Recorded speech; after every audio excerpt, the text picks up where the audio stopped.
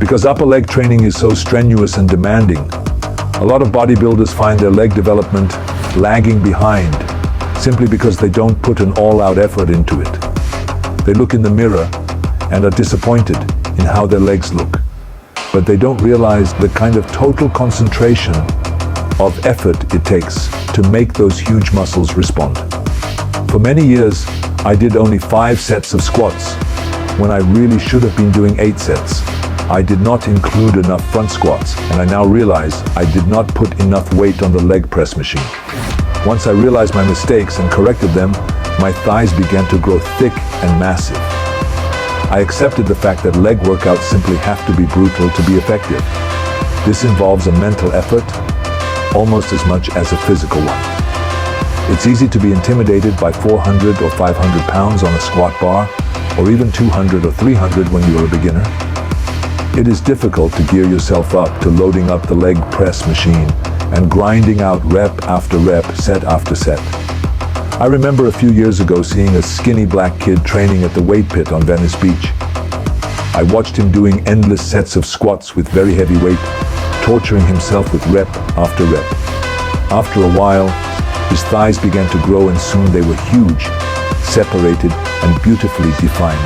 And only a year and a half later, Tony Pearson entered and won the 1978 Mr. America contest.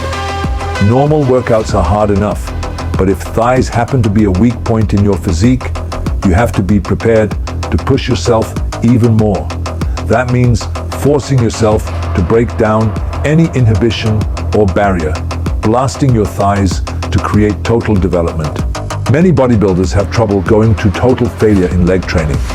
After all, going to exhaustion with 400 pounds across the back of your neck can be scary.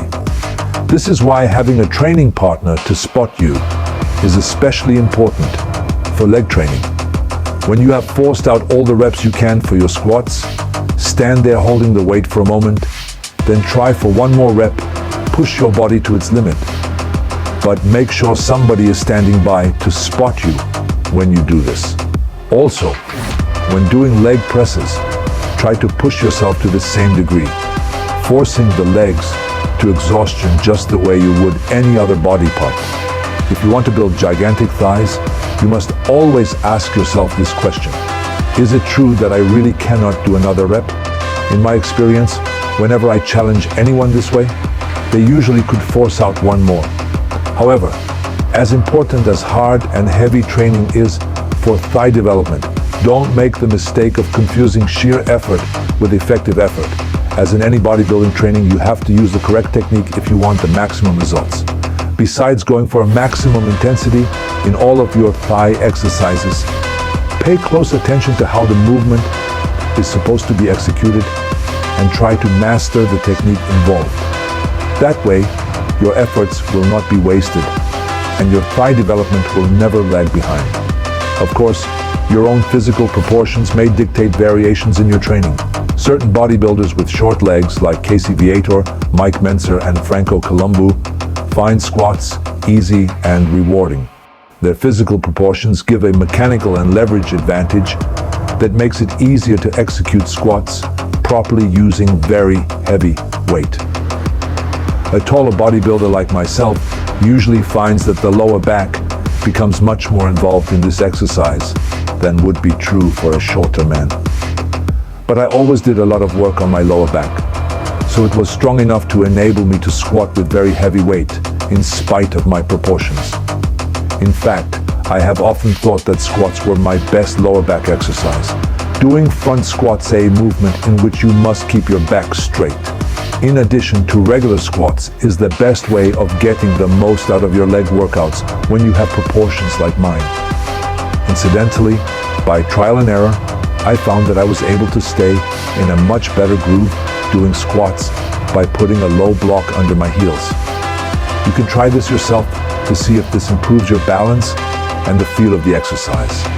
Just be careful not to use too high a block, which throws you too far onto your toes and tends to make you fall forward. Another variation that can prove useful is doing squats on a Smith machine, where the bar slides along a fixed track and you don't have to worry about the weight sliding off your shoulders. My ultimate model for leg development is Tom Platz. Tom not only works as hard as any bodybuilder in the gym, to the point where he doesn't believe he has really done anything until the pain starts, but he also executes all of the exercises to perfection. You see bodybuilders all the time doing squats by sticking out their rear ends, bending over too far, spreading their legs way out to the side, but not Tom. His form is perfect, his efforts all out intense, and his mental concentration complete. So it is obviously more than just genes that has produced his fantastic leg development.